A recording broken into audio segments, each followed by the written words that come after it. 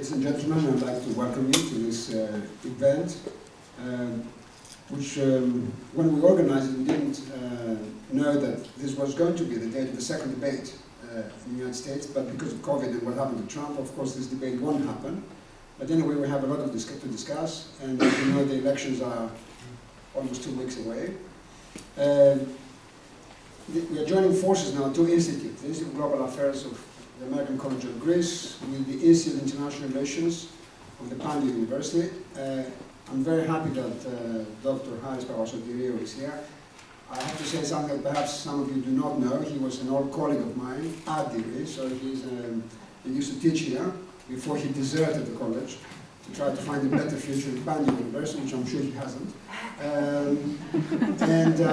We also, there's a coincidence here that last week we had Dr. Phyllis, who is the executive director of the institute, but now we have a senior authority, the chairman of the institute itself. So, and Harris, apart from everything else, he is an expert in American politics. He's written a number of scholarly books and articles on the subject. So, I will start without losing any time. I would like to ask him to explain, because the electoral system in America is rather complicated. It's not the one as the ones we use in Europe. As you know, some of you know that in the previous election, Hillary Clinton won the popular vote, but she lost the election from Trump, although she got 2.5, 3 million more votes. 2.9. Huh? 2.9 million more. 2.9, yeah. So, give us a brief explanation of how the American people vote and how the president is actually elected. Right. Let me first say I'm glad to be back here. I was enjoying visiting my own school where I first taught in Greece. Now what we need to understand about the presidential election system in America, the United States, is that it's an indirect system. The people vote in the states, its people vote for the electors, then the electors in the electoral college will elect the president. Now, the thing that is unfortunate, in my opinion, is that 48 out of the 50 states have decided that 100% of their electors will go to whoever has the most votes. Right? Only 2 small states divide their electors proportionally. This means that if at the moment Trump, for example, in California has 35% of the gallops, he has absolutely no incentive to go to 40%. Because Biden will get 100% of the electors from California anyway. And Biden has no incentive to campaign in Mississippi or Alabama because we know that Trump will be first there. Therefore, the only states in which the 2 election campaigns focus are the marginal swing states. Swinging states, yeah. Right? Like Philadelphia. It's Florida, Pennsylvania, Virginia, Michigan, Wisconsin, Minnesota, Arizona, Georgia, and perhaps even Texas. Some states that used to be very heavily Democratic, like Minnesota, are in play. And some states that used to be heavily Republican, like Arizona and Georgia, are also in play this year. Right? So you will see, if you live in California, you may see 1 or 2 political ads a day. If you live in one of those swing states, from morning to evening, you'll be swamped with political ads. Right? So the election will be determined in these 8 or 9 states. Because we know already that the other states, one of the 2 candidates so far ahead, they will get the 100% of the electors. Now what happened in the last 6 elections, presidential elections, 5 times the Democrats won the popular vote. And yet they only won 3 presidential elections. In 2, in the year 2016, the Democratic candidate had more voters, popular votes, but because they were concentrated in a few large states, and he or she, in the case of Hillary, lost many smaller states, they lost the electoral college. And can you give us the numbers? How many electoral votes? You need 270 electors to win the election. Each state has a number of electors that are equal to the sum of the state's senators and US representatives. Now in the House of US Representatives, the seats are proportional to the population. In the Senate, all states have 2 senators. So the sum of the 2 marginally favors the smaller states. And I think this system was created after when America was created, so that the big states won't kind of dominate the small ones. Yes, and also because the founding fathers were not Democrats. They were elitists. They wanted dictatorships. They didn't want the people as a whole to vote. So they created various impediments. Let me say that the electors originally were chosen by the states' assemblies. It's only in the 19th century that they were elected by the popular vote. Right? So at the beginning, the United States were not what we would today describe as a democracy. It was a different system where the voice of the people was mediated by the state assemblies and the electoral college. You wouldn't call it a democracy at the moment. Well, that's a big debate in the States. I just want to ask you something. Last week, perhaps some of you saw this interview between the editor of Καθημερινή, Alex Papasotiriou, and one of the closest aides of Trump, Bolton, who, like other aides of Trump, of course, was kicked out. I think Trump probably has the record of getting rid of assistants and close people. I don't know, perhaps you can correct me. Have you seen any other president dismissing so many close? No. No. Okay. So, Bolton, in this discussion with Papasotiriou, said at one point, which is an interesting fact, that he called Trump an anomaly in the democratic system. And that he actually said that it's the first time in US history that we have such a president. And that obviously he has to go. And he was one of the closest aides of Trump. So, would you like to somehow say a little bit more about what this anomaly is about? Because I mean, one thing is the Constitution, one thing is all the things that Trump does with, you know, today one of the big problems, of course, is the election of this woman in the, you know, the judge. Ratification by the Senate okay. for appointment to the U.S. Supreme Court. But the anomaly is evident even if one considers the fact that he's the only president who had no public office prior to being elected president. All other presidents were either elected officials or they were generals, they had some kind of public office. He was a celebrity. Not even a successful businessman, it turns out. He was just a celebrity through The Apprentice, this show. He acquired the image of a successful businessman. And he ran on the basis of that image. And he acts like a celebrity. I mean, he functions in terms of 24-hour rating cycles. How are my ratings today? Am I doing well? Right? So it's a very tactical approach, not strategic, and very self-oriented. He doesn't care about norms, doesn't care about precedents. I mean, he cares about himself. Yeah. Bolton said something which is interesting, we know about it. He said that Trump only admires demagogues and leaders that are very, very strong, like Erdogan and Putin and the leader of North Korea. That's what he said. And that if he could transform the system in that way. He would like that kind of power that these leaders enjoy. But he can't, of course, because this is the United States of America. He can't actually exercise that power, but he tries, of course, using all sorts of methods. I mean, okay, fake news is one instrument that he uses all the time to discredit everyone. So he wants to defend his policies, and also he's using other tactics with Putin and all that scandal with the elections at the Hillary time and stuff like that. Yeah. And he seems to admire leaders who use their office to become wealthier, like Putin, Erdogan.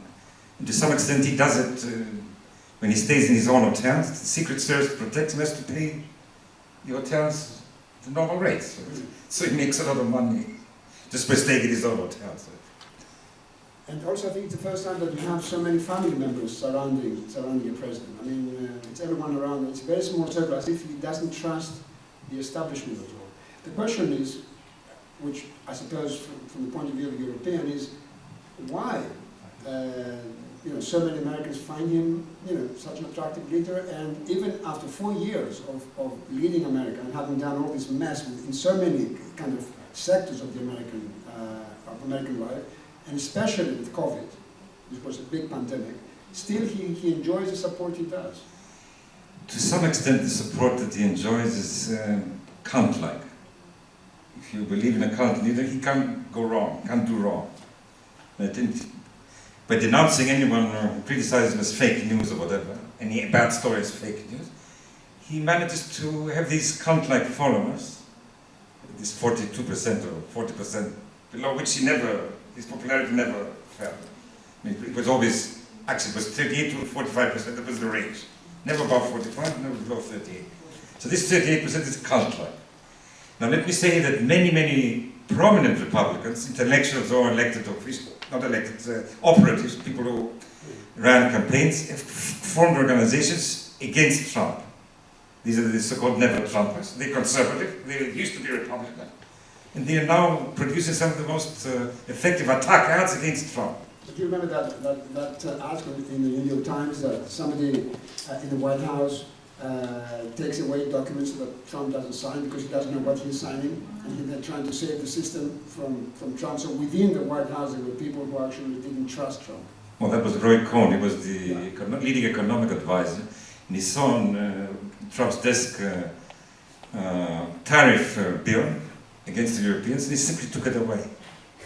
That was in September 2017. Yeah, but the fact that he didn't actually notice it says something about him as well. Right. But he wasn't aware of that. But eventually Trump got rid of Roy Cohn and relied more on Navarro, who's the protectionist.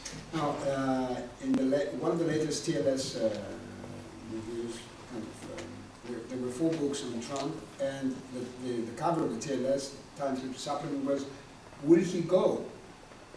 The question now is also, if he loses the election, whether he will try, because it's going to be, the election is going to be through The Electoral College. no, but also through, because of COVID, it's going to be through through mail. Postal voting, yeah. Yeah, postal voting. He always says that this postal voting is fraudulent, and he never says in public that he will abide by the result. He's probably the only president in history, again, of the United States, who doesn't say that he's not going to respect the result of the elections. So, will he go? Or he will try to somehow, because there will be time, when the election ends, by the time his postal votes are counted, there will be some time. And he may claim that he actually won. Yeah. And then stay in the White House, and who's going to get him out? If for example, he has the majority in the High Court. Yeah, but if it goes to the Supreme Court, the U.S. Supreme Court, I think the U.S. Supreme Court will uphold the law. They will uphold it. I think so, yeah. But the nightmare scenario is, because many more Democrats will use postal voting than Republicans, according to the Gallups, in the evening of the elections, he may be ahead, but in the next few days this may be overturned if more postal votes are counted, and then he will say fraud. Exactly. And go to the courts. Which is why it's important that Biden is seen as the winner already from the evening of the elections. And this is increasingly likely. I mean, if you look at the recent averages of the most recent poll, he's ahead by 9.5 to 10% overall, and he's ahead in most of the key battleground states that he needs. And therefore it looks increasingly likely that in the evening of the elections, Trump will be behind. He will still claim that the postal vote was fraudulent. And then we'll have to see how the various officials in the Republican states will act. Now, the nightmare scenario is what happened in 1876. In various states, they had different government, different party control the government, and a different party the assembly, and they sent different teams of electors. Yeah. And then the election was determined actually by a bargain whereby racism returned to the South. The era of Reconstruction ended, and thus the Republican gained the presidency. This is the worst scenario that we might see this year, a repetition of 1876. The states may send different electors, different sets of electors. But since we have all these articles and these books that just came out, it seems that there is a real worry that he will do that. And also, every time he's asked about the result, he never commits himself to say, yes, I will respect the result. So this scenario, this nightmarish scenario, is pretty possible. Yeah, it is. My only hope, and I emphasize it's a hope, right, is that functioning as a celebrity, he might say, look, I think the election was fraudulent, but for the good of the country, I concede. So to keep his cult followers satisfied, but also pretend to be sacrificing for the sake of domestic tranquility. That's my hope. I'm not making a prediction. The interesting thing about, you said something which is correct about Trump creating the cult. We know that a lot of demagogues and populist leaders try to create this kind of personality. The interesting thing about him is that he managed to appear to the rednecks of America as an anti-establishment guy, although he's also projecting himself as a millionaire. So how can you be at the same time a millionaire? And if you're a millionaire, you're not anti-establishment, obviously, you have connection with the establishment, and at the same time, project himself to these people as one of them. Yeah, it's very interesting. This, I think what he did is he said, I'm not part of the political establishment, but I've been fundraising, giving them funding, and I know how corrupt the system is. And because I don't need their money, I won't be corrupt. These are the arguments that he was making in 2016. But the interesting thing is now, he acts as if he's an opposition leader. He promised the new program for the blacks to give them many billions of dollars. Why did you pass the previous 3 years? Like you were president. He also now promised, he's still making promises. he also promised that he would give the same medication he had to fight COVID to all the old people of America. For we free. know, of course, that this is completely fake because that medication is very expensive and you can't actually afford to give it to everyone. Now, I want to say something about Biden, though. Although perhaps Biden is quite sympathetic with most people here in the room, supposedly we're all liberals here. On the other hand, I am actually astonished that the Democratic Party could not find a younger man or a younger woman to actually, compete. I mean, they found a man who is 77. And one wonders, when you have young businessmen, young professors, young intellectuals, young politicians, why it was so difficult to find somebody who can actually compete with Trump on a different kind of basis. Well, what happened in 2016 and 2020 is that there were rebellions against the establishment, the globalization and so on, the business as usual, both on the right and on the left. And they were on the right Trump, on the left Bernie Sanders, both years. Now what happened in 2016 is that the establishment candidates never coalesced around a single anti-Trump person. And the reason is because Jeb Bush refused to withdraw. Because he was responsible for the rise of Marco Rubio and thought that Marco Rubio stabbed him in the back by running against him, he refused to leave the race. And therefore, too many establishment candidates remained and opened the way for the rise of Trump in the primaries. In order for the Democrats not to repeat this this year, when Joe Biden won the South Carolina primary, Pete Buttigieg, a centrist, and Amy Klobuchar, a centrist as well, left the race and endorsed Biden because they saw that he was the only one who seemed capable of stopping Bernie Sanders. So they did what Jeb Bush did not do in 2016. They established coalesced against the radical candidate, Bernie Sanders on the left, whereas this did not happen with the Republicans in 2016. In many ways, the Democrats learned from the mistakes of the Republicans. And it just happened to be Biden.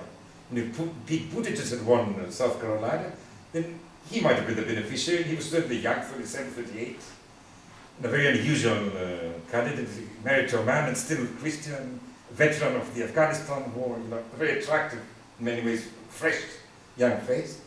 But for good or ill, it was Joe Biden who won South Carolina. Thus he emerged as the guy to stop Bernie Sanders. Okay, let's assume the nightmarish scenario that Trump is elected.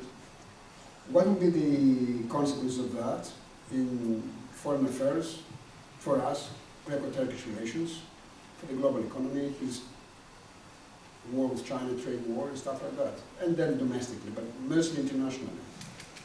I think the key to world stability in the 21st century is that the West remains united.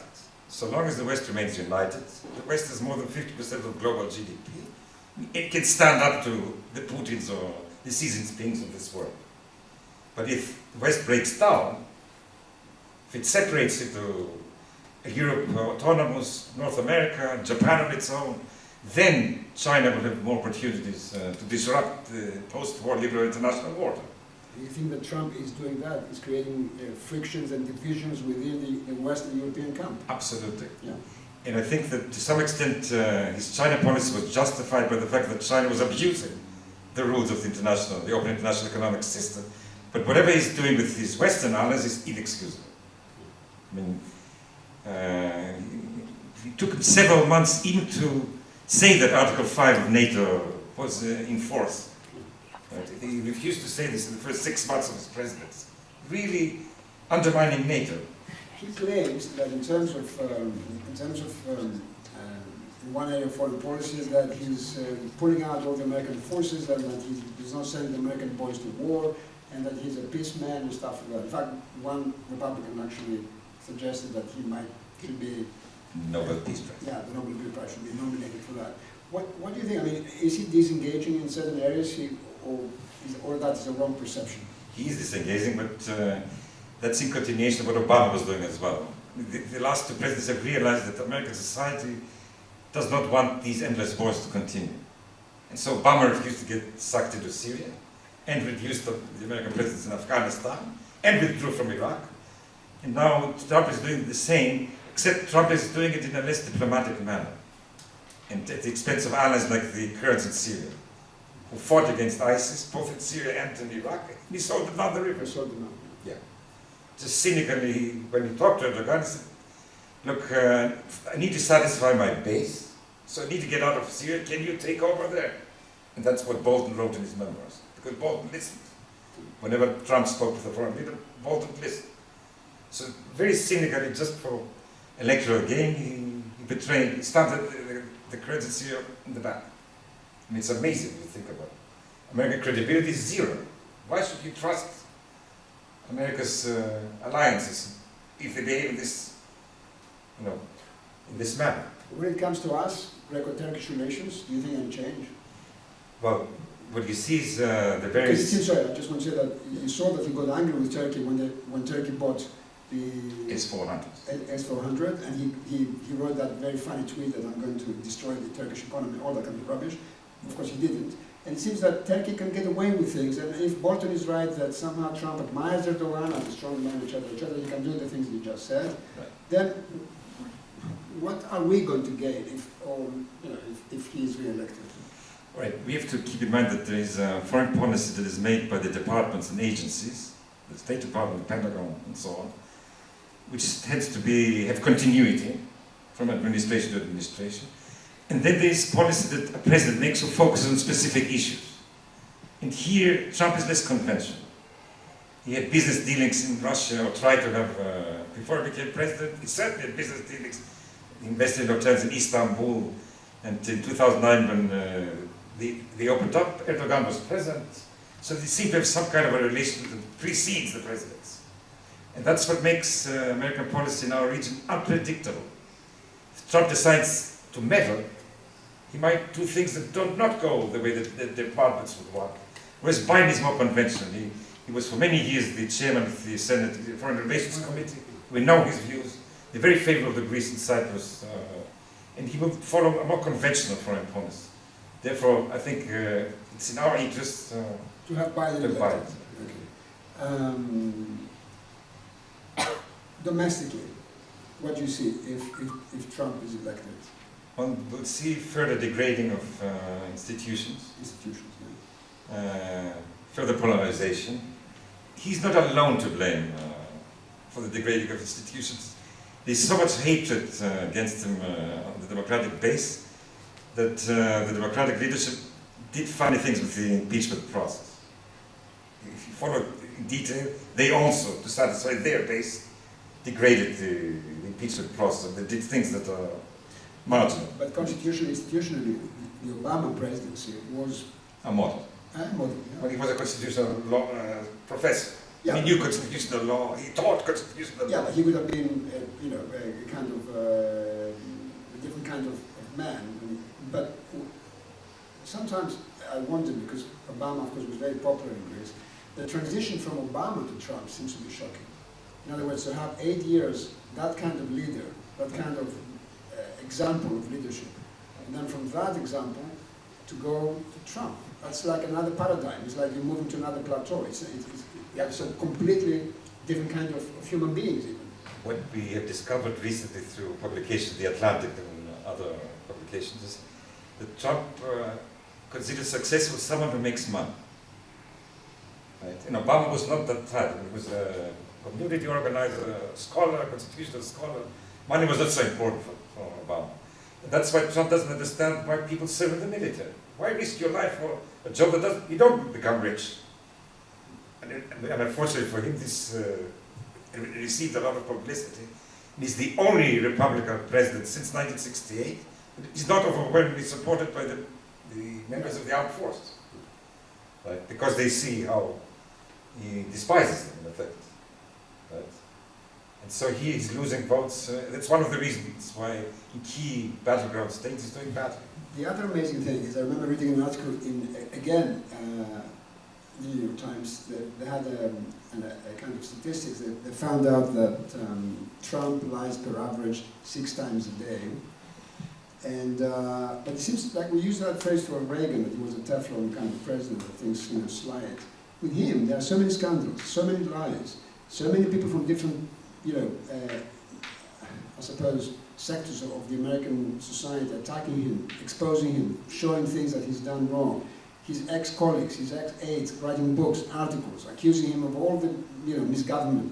And he still, somehow he can get away.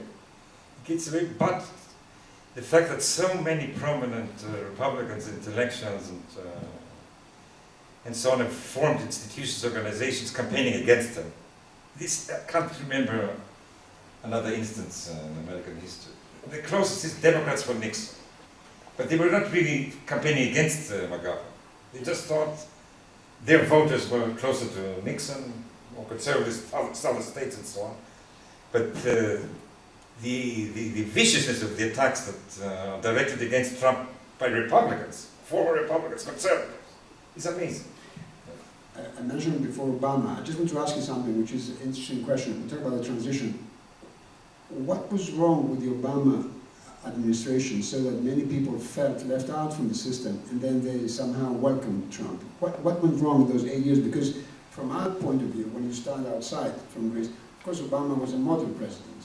But obviously there was something wrong in the United States to have that kind of, as I said, this kind of drastic swing. Okay, I think there are two different elements here. One is the old races. And by my calculations, these are up to 20% of the American people. Why do I say this? Because 20% of the American people doubted that Obama was born on American territory. So that's a good indicator of whether you're racist or not. The second is people who felt left out from globalization. And they might vote for Bernie Sanders and then switch to Trump. That's the amazing thing, because Bernie Sanders also was protectionist and against globalization. So these were people who thought this globalization system is good for Wall Street, but bad for the workers in Ohio, whose jobs go to Mexico or China.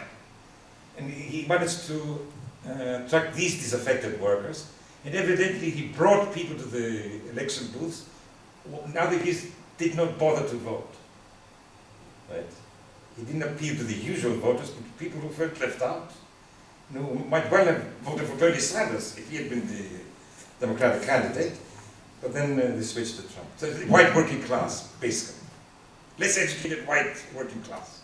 Okay, one can add, of course, that the elections was a woman competing, Hillary Clinton, and therefore, apart from the 20% racist, there's also another percentage of Americans that don't want a woman. Exactly, because we haven't had a woman yet present in the history of the United States. True. And if you think that this is a country that always claims to be so democratic and so open and stuff like that, in Europe you see so many women prime ministers or presidents, and America is the only country of the Western world that hasn't seen yet a woman as a president. No, and there was a tantalizing article published in the Washington Post that said if Trump loses there will be a civil war in the Republican Party, and if the anti-Trumpists win, you might see her as a candidate in 2024, Nikki Haley, who is the daughter of Indian immigrants. And then if Kamala Harris is on the other side, she's also to women, yeah. To women, but also yeah. Kamala Harris also one of her parents was for an Indian. Right? So it's really an amazing shift, and I'm certain that behind this article is Nikki Haley. She's preparing the ground for 2024. Okay. Well, as far as I'm concerned, I see this as a positive development. Oh, I would see that as an excellent development. if this was my dream world. Because you cannot stick to the American wasps. I mean, America has changed. It's a new country, and it's keep changing. So you have to take that into account when you talk about elections. The other thing that you actually mentioned, which is very worrying, is that even if Trump goes, American society is so polarized, it was going to be extremely difficult for Biden, or for any Biden, to some kind of bridge that kind of gap and trauma that has been created by Trump. He will need to do what is traditional in America, appoint in his cabinet a prominent Republican. Now that's the norm, that's what usually happens. But he needs to find someone who will operate, not just the total Republican, but someone who will really be a bridge to the congressional Republicans, so that at long last this polarization will be overcome, at least in terms of producing legislation. Yeah. Here the Tea Party played a very bad role during the Obama presidency. In the last 6 years of Obama, nothing passed. Why? Because the moderates in the Republican Party who wanted to produce legislation with Obama were afraid that in the primaries, the Tea Party would punish them. And so nothing significant was produced after the midterms of 2010. And we hope that this will change now, at long last. Do you want to comment on this latest developments on the Supreme Court with this attempt by Trump? Because in the previous election, it was agreed that you cannot appoint somebody in the Supreme Court before the election. You have to wait, and the Democrats agreed with the Republicans. No. The Republicans, the Democrats disagreed. Then? Yeah. The Democrats said, but it was in February. Yeah. Okay, but I'm sorry. Here I have to say something. I've been studying American history. And in the 19th century, John Adams was defeated by Thomas Jefferson, and he appointed someone to the Supreme Court after he was defeated. John Jay, and then John Marshall. In those 2 months. And that's happened again with Martin Van Buren, defeated by Tyler, and then he appoints someone to the Supreme Court who passes. And again by another, Harrison. So there is a 1892. So what the Republicans should have done in 2016 is simply, the precedent is, if the party is from one power, and the Senate is controlled by the other party, then the Senate does not pass in an election year. If they're the same party, then the Senate passes. That's the precedent for the 19th century. Right? And I studied this, and I've published an article about it on the World in the Association of International Studies. Right? The precedent for the 19th century. So you see what's happening now is not a kind of an anomaly without precedent, but it is a problem here. It is a problem. It exposes the Republicans as hypocrites because they were saying different things in 2016. That's clear. But it's not does not go against the precedents from the 19th century. Okay. I say this as a scholar. I don't like the fact that this appointment was made. But you're certain that some, if and this is the reassuring thing, that even if the Supreme Court is in the hands of the Republicans, if the nightmare scenario operates and Trump, the night of the elections, claims that he won, and he doesn't wait for the postal votes to be counted, the Supreme Court will... I'm convinced that it will be a 9-0. When it comes to such a central issue as a democratic election, I mean, these 9 lifelong appointees will do the right thing. Okay. Just like Nixon appointed 4 members to the Supreme Court, but it was 9-0, hand over the Watergate tapes. But when it came to such central issues, the court is a very serious court. They will follow the law, I think. I'm convinced. Okay, good. I think we can open the floor now for questions. Nikos. Thanks very much, Professor. 2 questions. One for the domestic, one for the foreign one. Now, I know all the rage about the deliberations to nominate the SCOTUS. However, Trump is one of the very few presidents that has appointed 180 judges so far. You mean the law limits? Yes. So he went to a great extent to make sure that whatever happens after him, the Republicans will rule the judicial system. Okay, that's not the reason why he did it. No. The reason why he did it was to get the Christian fundamentalist vote. He doesn't care about what happens in the court in 20 years. All he cares is to get the Christian evangelical votes. Okay. Right. But the Republicans made a very clear case that if Hillary was to be elected in 2016, they would held all elections hostage, all nominations hostage. They couldn't do that because the Democrats changed the rules, and there's no longer the filibuster in judicial nominations. The filibuster is gone for judicial nomination. That's why Trump has been able to do this, because the Republicans control the Senate. So there's no filibuster anymore, he can appoint. Let me say one thing here. In 2009, when Trump for the first time thought of running, he met two operators, conservatives. And one of them told him, "Sir, you have a problem. You've been giving money to pro-choice organizations." He said, "Why is it a problem? You can't get the nomination if you're pro-choice." And then Trump says, "I'm pro-life." So he switched within a second. Once he was informed, you need to be pro-life, get the nomination immediately. That shows you what kind of values person he is. Okay. And on the foreign front, I want to ask about, can U.S. credibility recover after Trump? I'm sure. I mean, in terms of factors of power, the United States remains the only superpower, the only power able to project force anywhere in the world, the leading economy. Well, not in the pandemic, but things are restored to normality. So I think that a more conventional president will, just as happened after Bush with Obama, you know, American credibility quickly gained ground, I think. Okay? There we go. My question, first of all, thank you for an excellent. Thank you for a very interesting exchange until now. Is this working okay? Yeah. My question follows on from your response to Nico's first question. We've heard lots of very disturbing things come out of Donald Trump's mouth. And one of the most disturbing things to me was a comment made about Joe Biden. He said he's against God, he's against guns, and he's against energy, our kind of energy. He said this in the summer. And what's disturbing about it is that it really points to the strange combination of issues that is very important to his electoral base. And focusing on the God part, we know, as you were just mentioning, white evangelical Protestants are amongst his strongest supporters. Recently, the Pew Research Center published a report indicating that his approval ratings have dropped tremendously amongst white evangelical Protestants, down to 60%, and yet 80% still say they will vote for him. But especially women, that have been leading. Dropping, yes. So could you talk to us a little bit about what's at stake for this particular electoral base for Donald Trump? What's at stake for them? Well, first of all, Biden is a Catholic. He's now appealing to the Catholic voters. So he's not conceding the Christian vote to Trump. Second, he has explicitly stated he's not against fracking. Right? He's against fracking in certain circumstances where the environment is at risk, but not overall, in general, against fracking. So Biden, and also Biden's stand on guns is not the most liberal. I mean, he's quite centrist on issues like that.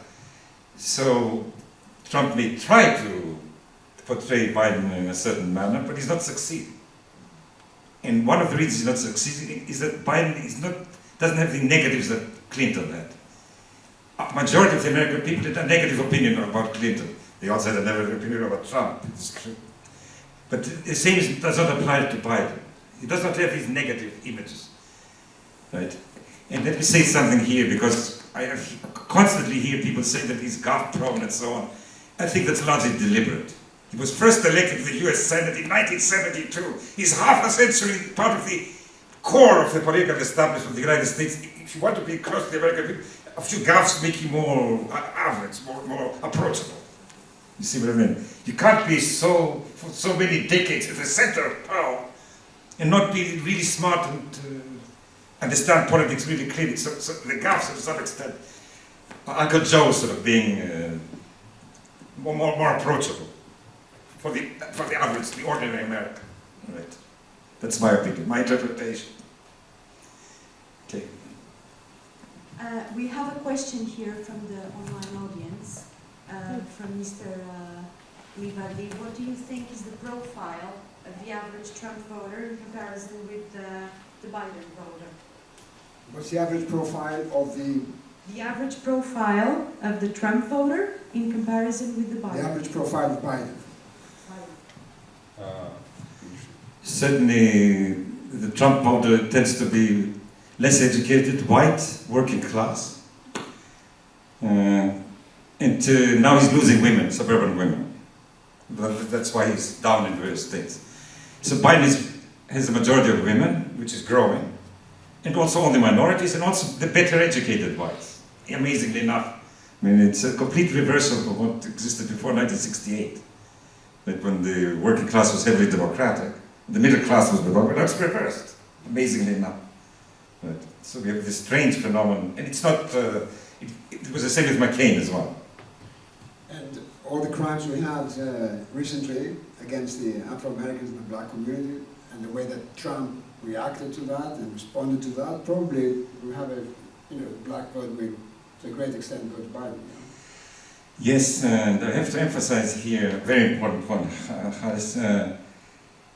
Trump got fewer voters in Michigan than Mitt Romney 4 years earlier, and yet Romney lost and Trump won. Why? Because there was a huge drop of the black vote in Michigan. That's why Kamala Harris was chosen, a black woman, to mobilize the blacks in key states like Michigan. She will. And she will. Because I saw the vice president debate, and she was very powerful. She was Very effective. very effective, yeah. 50% thought she won. That's a good indicator for the popularity of Biden at the moment. It's 50 to 42. So the black vote, very important. And unfortunately, Hillary did not succeed in getting them out. Whereas Biden is perceived as more friendly to the blacks than Hillary Clinton. That's why he won South Carolina. South Carolina was the black vote that made the difference. A leading civil rights icon said, vote Biden. He's the best to defeat Trump among the available candidates. And so the black vote mobilized in his favor. If I can add something to that, of course, when Harris said about the uneducated part, he's also, one has to bear in mind that since I think we all agree that we're talking about a demagogue, first-class demagogue. Demagogues always try to appeal to emotions. They want angry people. They don't want to have logical arguments and persuade voters on the logical basis. And I think with Trump, I'm always reminded, because Harris said it, this kind of joke of Groucho Marx, that these are my principles, but if you don't like them, I have some more. So he can switch principles any day. He can say, today he can say that, and then the next day he can say something else. And if you say to him that you're contradicting yourself, he says, no, you're contradicting yourself, you're lying. I'm fine. Because if you will have an emotional reaction to things, but don't even have memory, you don't remember things. Okay, so in that sense, yeah, I mean, that's why he wants angry people all the time. He's always attacking people with that kind of language. We've never seen actually politicians speaking the language that he uses in his tweets.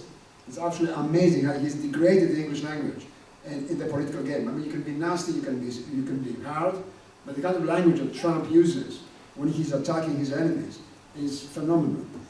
And let me add here, but since we started by saying how unusual it is, he's the only president since FDR, or from FDR onwards, who uses openly racist appeals. It's amazing that they didn't, the first debate that they didn't denounce white supremacy. And then the next morning, Fox News, his favorite program on Fox News, told him, Mr. President, that was a mistake, you need to denounce it. Even his strongest propagandists said that was a mistake. I mean, you can't be openly racist in the 21st century. Right? It's amazing. Right? Yes? Hello, professors. I have two questions. First of all, I'd like to ask you, President Trump has drifted away a bit from Reaganism and the policies of President Reagan. What happened to the voters that were pro-Reagan and pro-free trade and his acts in general? Did they vanish? Did they go towards the Democrat Party? What happened to them? And the second one is that in the last elections, President Trump won in some extent thanks to some scandals published by the CIA about Hillary Clinton. No, not the CIA, the FBI. Yeah, sorry, FBI. Does Biden face any threats like that now? Is there any scenarios? On the first question, Hillary Clinton was closer to Ronald Reagan on free trade, on NATO, and on immigration. The last great immigration act legalized 12 million undocumented, whatever you call them, was Ronald Reagan in 1986. Reagan had said before being elected president, if they live here, if they work, if they pay taxes, they should become citizens. It's the opposite of Trump. Yeah. Now, what happened to the Reaganites? Well, many of the intellectual Reaganites formed these anti-Trump organizations, right? Because they follow the older principles. And obviously, many Reaganites must have voted for Hillary because she won the popular vote by almost 3 million, right? But unfortunately, the Reaganites who remained elected officials were too afraid to stand up to accept Mitt Romney. They were just too afraid to lose in the next primaries, that he would influence the base, and that they would lose in the primaries against a more Trumpist candidate. So therefore, they did not clash with it, which is cowardice, really. I mean, they were, after keeping their jobs rather than following their principles. It's sad for Reagan's party to be so in such a bad state, following this demagogue, unprincipled, just to keep the elective posts. But if I can say something on your second question about the scandal, of course Trump has tried with Biden's son, the Ukrainian president. Yeah. So there is an attempt there. He will use it. He's using it. He's using it, that's absolutely true. But let me say about Biden, he first ran for the presidency in 1988. And then it came out that he had plagiarized while he was in college and was punished for this. And now, because this is old news, it doesn't affect him anymore. I mean, it's been scrutinized so often that anything that might come out, it's come out decades ago. The president of the Ukrainian president gave an interview. Yeah. Did you see it? And he was asked about the whole thing, and he was trying to evade the question. Yeah. Because he wants to have good relation with the United States in the future, so he doesn't want to alienate anyone. If Trump gets elected, he doesn't want to alienate him, neither Biden. So, but he was asked, I saw it on BBC, what actually happened. He didn't say, but Trump's going to use that, the Biden thing. I mean, I don't think that's going to stick so much, because those who actually have decided to vote for Trump will vote anyway. Yeah. And I think those who are undecided, I don't think that this is going to be a big issue for them. The economy is going to be a big issue. COVID, I think these are the things that people will decide. And let me say that the one strong card that Trump had was the economy before the pandemic. And the pandemic undermined that. Right? So he lost his Trump card, if they play with words. Yeah, exactly. Okay. Any other question? Yes, there is one from the audience. What aspects of, what policies of the Trump administration do you think Biden's most likely to focus on, if elected, that will bring change? For example, environmental policies or others? Yes, certainly environmental policies, immigration. There will be much more humanitarian approach to the undocumented immigrants. These are things that Biden said he might try to change in the first 24 hours. Things that he can do by executive order. And I think he will mend fences with Western Europe. I mean, Very much. I think that one of the, first thing that we need for a president to do, because he creates havoc in Europe all the time. The way he treats leaders and the way he talks about other countries. For sure. Yeah. We will see. Yeah. A minor question, if I may. Is still the pro-choice, pro-life dilemma a big issue in the US debate? That's what two things I are can't believe it. about the new appointee to the US Supreme Court. The reason why the liberals are so angry about it is one, Roe v. Wade, which is about pro-choice, the decision in 1973 by the Supreme Court that the right for women for choice on abortion is adumbrated in the Constitution. And the second is the Affordable Care Act. The Trump administration has joined in a suit against the Affordable Care Act. It will decide in November.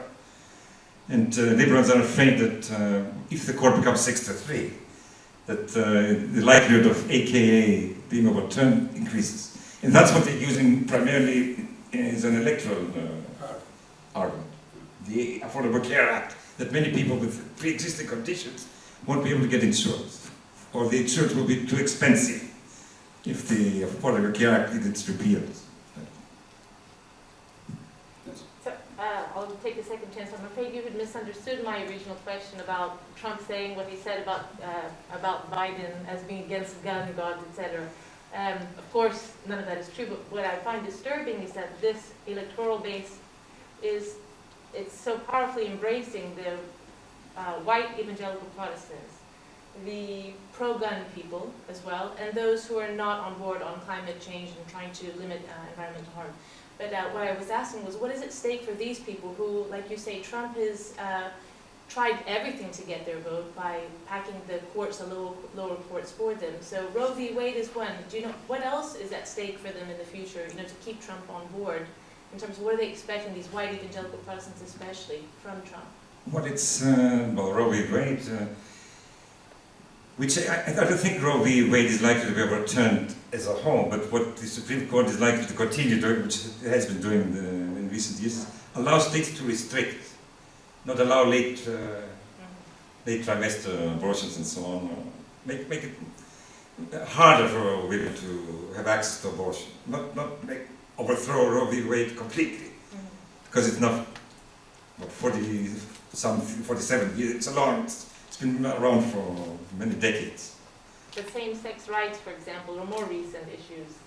The cake baking case, for example, and other such cases coming close to the Supreme Court about your rights to not for same-sex wedding, things like that. Yes, I know. These are symbolic things that affect very, very few Americans, but agitate a lot of Americans. Insignificant. The toilets with 2, 3 bathrooms, which the average American really doesn't care about. It mobilizes the base of the liberals. Anything else? Any other question? Yes?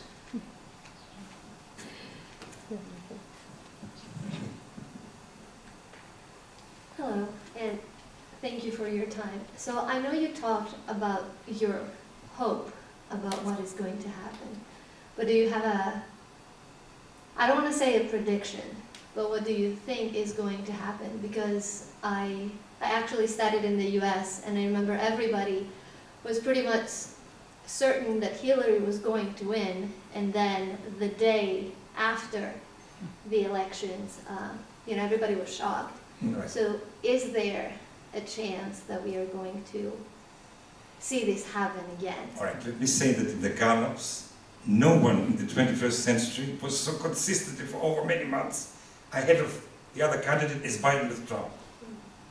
You have to go back to the 1996 elections, where Clinton had a steady advantage over Bob Dole in the gallops. Right, so if the gallops are, and I'm not talking about any specific opinion poll, but the average of the recent opinion polls that are published. Therefore, the chance of a mistake is minimized if you take the average of all the recent polls. Right? So we have, you see, consistent Biden advantage. So the only problem is if Biden gets his final victory is not apparent on the evening of the election. But even that, you said, it won't cause a constitutional crisis. The Supreme Court will never actually accept any kind of statement by Trump that he's won before the postal votes are counted. I agree. So the worst... Just temporary, just for a couple of days. Might take, however, I don't know how long the process... I mean, He will polarize more society by his statements. Yes. Yeah, that's the damage. And then you might have violence in the streets, opponents clashing, again degrading American democracy. But the end result, I think the Supreme Court will be lawful. So if the legal winner is Biden, and Trump doesn't want to leave, the Secret Service will physically remove him on the day of the inauguration. Because in the end it's a country with a rule of law. I mean, that's the tradition. All right. No, I think we're all looking forward to January, you know, in that wonderful moment when Trump will have to, you know, invite to the White House Biden and hand over, you know. Right. Noon of the January 20th, Yeah, exactly. 2021. Well, thank you so much, everyone. Thank you, Aaron. Thank you. Thank you.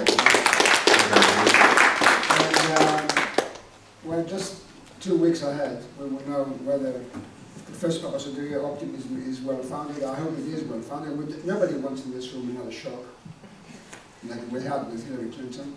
And I also believe that Hans is absolutely right. So we can actually have another meeting to celebrate, a post-election celebration.